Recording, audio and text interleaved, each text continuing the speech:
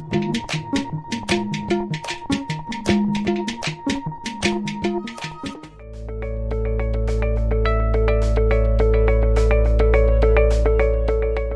Philip Lowe is Executive Chair of the World Energy Council's Energy Trilemma flagship study program. A resident of the Brussels and Belgium, Philip has had a distinguished career in business and government, holding the senior positions of Director General for Competition and for Energy at the European Commission. He is also a partner of the OXERA.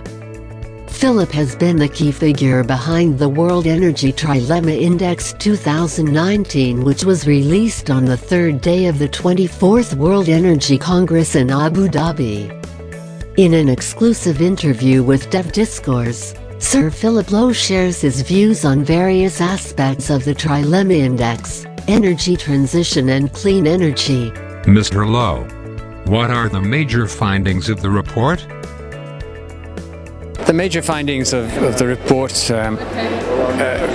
first of all, reflect the consensus among virtually all countries in the world that we've got to have environmentally sustainable, secure and fair energy systems which bring energy to ordinary people at affordable prices and give business the chance to be competitive.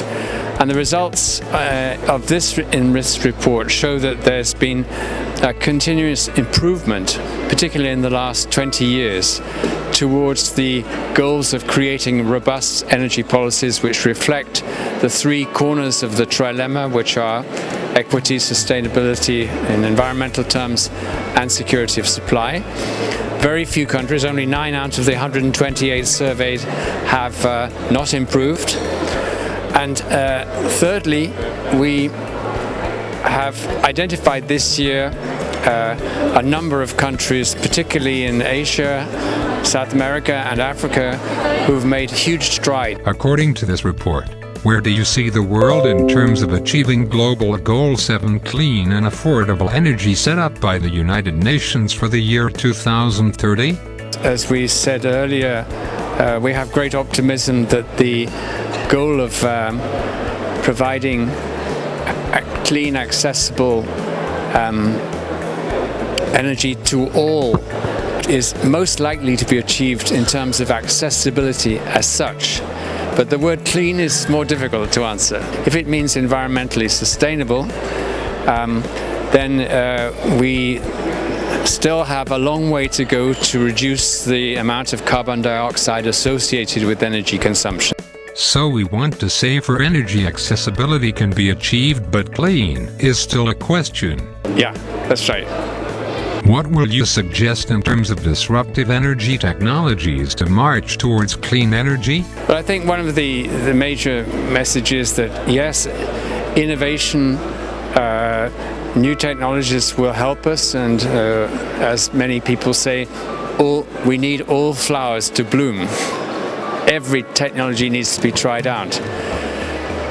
But I think research in the US, in Europe, in Asia has also pointed to the reality that without strong government policy and regulation, there is not sufficient incentive to innovation, including taxation. What is your view on hazardous solar waste? Well, you point to the inevitable requirement for any technology to be shown to be environmentally sustainable in the sense of the circular economy. We can't say that something is sustainable simply because we don't burn coal, and should not waste management be as important as renewable generation in our thinking. What other areas the World Energy Council thinks could be potential sources for sustainable and clean energy? Well, one of the major sources, of course, is obvious, and that is if we can use less energy for the same amount of quality of life and the same production of goods. And I think not only in the industrial world, but in a number of countries, in particular in India, there have been really substantial efforts to improve energy efficiency in buildings, in homes, in industry as well. Our behavior as human beings is extraordinarily important, because sustainable energy goes along with sustainable transport and sustainable living.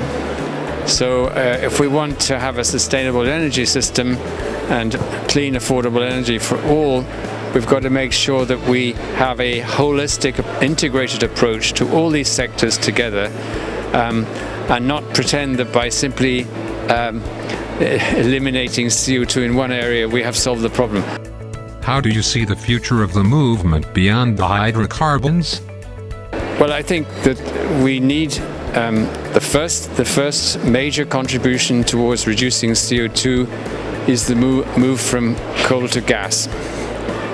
The second, in terms of energy generation, is the inevitable concentration on creating more electricity rather than using hydrocarbons, burning hydrocarbons directly.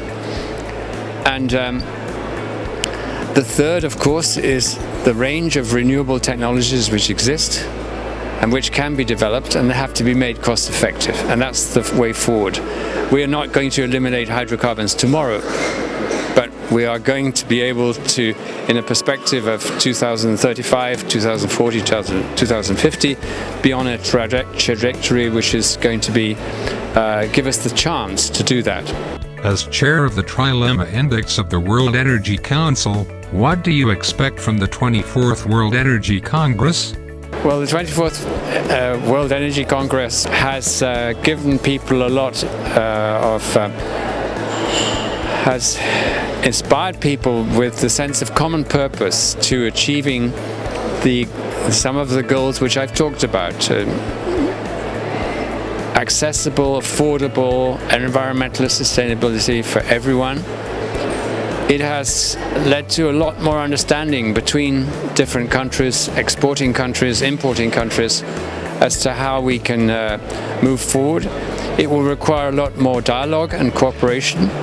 I think the between countries and within countries, World Energy Council Congress has contributed to that extra dialogue, and extra impetus to change, to the energy transition. Subscribe to our channel. Just click on the bell icon for all the latest updates.